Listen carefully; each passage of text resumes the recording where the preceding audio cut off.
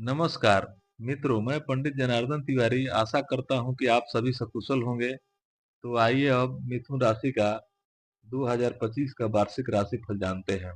2025 मिथुन राशि वालों के स्वास्थ्य, शिक्षा, व्यापार, नौकरी, आर्थिक पक्ष, प्रेम विवाह, वैवाहिक जीवन, घर गृहस्थी व भूमि भवन आदि के लिए कैसा रहने वाला है। इसके अलावा इस वर्ष के ग्रह गोचर के आधार पर हम जा हम आपको कुछ उपाय भी बताएंगे जिन्हें अपनाकर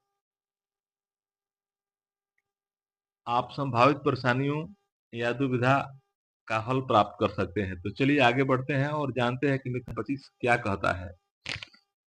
पारिवारिक स्थिति के बारे में बात करें तो जिनकी उम्र विवाह की हो चुकी है और वह विवाह की कोशिश भी कर रहे हैं, उनके लिए यह साल काफी मददगार रह सकता है। विशेषकर मई महीने के मध्य के बाद देवगुरु बृहस्पति का गोचर आपके प्रथम भाव में होकर सप्तम भाव पर प्रभाव डालेगा, जहां बृहस्पति की स्वयं की राशि है। ये ऐसी स्थिति में विवाह के योग मजबूत होंगे। इस वर्ष जिनका विवाह होगा उनका जीवन साथी योग्य और बौद्धिक स्तर पर मजबूत रहेगा। यह किसी विशेष क्षेत्र का अच्छा जानकार हो सकता है या शनि ग्रह का गोचर भी विवाह करवाने में मददगार बनेगा। लेकिन वैवाहिक जीवन के मामले में शनि ग्रह का गोचर कमजोर परिणाम दे सकता है। मार्च के बाद शनि की प्रथम दृष्टि आपके सप्तम भाव पर रहेगी, जो छोटी छोटी बातों का बतंगड़ बनाने का काम कर सकती है। मिथुन राशि 2025 के अनुसार मई महीने के मध्य के बाद बृहस्पति का प्रभाव भी सप्तम भाव पर शुरू हो जाएगा, जो परेशानियों को दूर करने का काम करेगा। अर्थात परेशानियां आएंगी और दूर हो जाएंगी। ऐसे में आपकी कोशिश यही होनी चाहिए कि परेशानियां आने ही न पाए। इस तरह से हम कह सकते हैं कि विवाह के मामले में यह साल काफी हद तक अनुकूल, तो वही वैवाहिक जीवन के मामले में एवरेज से बेहतर परिणाम दे सकता है।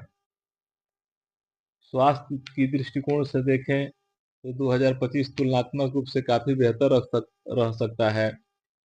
पिछली की तुलना में इस वर्ष ग्रहों के गोचर काफी अच्छे रहने वाले हैं। बृहस्पति का गोचर साल की शुरुआत में थोड़ा सा कमजोर है, अतः मई के मध्य से पहले पेट और जननांगों इत्यादि में संबंधित कोई समस्या यदि पहले से है तो उस मामले में सावधानी पूर्वक एवं निर्वाह करना जरूरी रहेगा, अन्यथा नए सिरे से कोई स्वास्थ्य समस्या आने के योग नहीं है। वहीं मई के बाद इस तरह की समस्या होगी तो धीरे धीरे उसके ठीक होने लगेगी।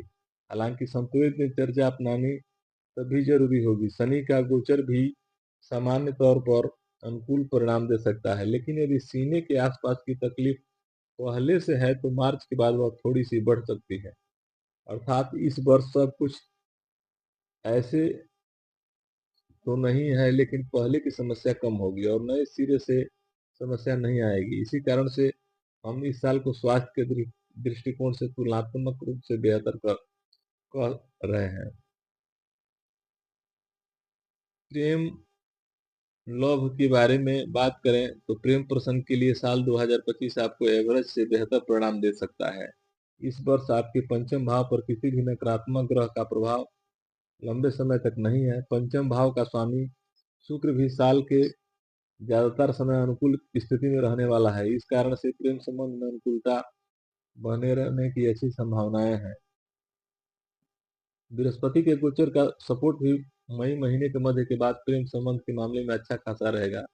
हालांकि साल की शुरुआत में मई महीने के मध्य तक बृहस्पति का गोचर प्रेम संबंध के मामले में कोई मदद नहीं कर रहा है, लेकिन इसके बाद अपनी पवित्र दृष्टि डालकर बृहस्पति आपको प्रेम संबंधों में अनुकूलता देगा। नए नए युवा हो रहे लोगों को, मित्रों और प्रेम करने वाले लोगों को, विशेषकर प्रेमी प्रेमिका से जुड़ाव के योग मजबूत करने में बृहस्पति मददगार बनेगा। बृहस्पति पवित्र प्रेम के समर्थक हैं, लिहाजा ऐसे लोग जो विवाह के उद्देश्य से प्रेम से जुड़ रहे हैं, उनकी मनोकामना की पूर्ति की संभावना संभव हो सकेगी। आर्थिक स्थिति के बात करें, आर्थिक पक्ष के लिए मिले जुले परिणाम दे सकता है। यदि इस वर्ष आर्थिक मामले में कोई बड़ी परेशानी आने के योग नहीं है, इसके बावजूद भी आप अपनी उपलब्धियों को लेकर थोड़े से संतुष्ट रह सकते हैं। आप जिस लेवल की मेहनत कर रहे हैं उससे जो परिणाम मिलना चाहिए शायद आप मामले में वैसे परिणाम आपको न मिल पाए। यही कारण है कि आप अपनी उपलब्धियों को लेकर थोड़े से असंतुष्ट हो सकते हैं। साल की शुरुआत से लेकर मई महीने के मध्य तक धन के कारक बृहस्पति आपके द्वादश भाव में रहेंगे, जो तुलनात्मक रूप से खर्चों को बढ़ाए रह सकते हैं। वहीं मई महीने के मध्य के बाद बृहस्पति का गोचर तुलनात्मक रूप से बेहतर होगा। फलस्वरूप आपके खर्च धीरे धीरे नियंत्रण में आने लगेंगे और आप अपनी आर्थिक समस्या को मजबूत कर सकेंगे। यानी इस साल 2025 में आप आर्थिक मामले में धीरे धीरे परिणाम प्राप्त कर सकते हैं। अब हम उपाय की बात करें, पहले हमारे चैनल को सब्सक्राइब कीजिए, लाइक कीजिए और अपना कोई सुझाव हो तो परिणाम बॉक्स में कमेंट बॉक्स में लिख डालिए।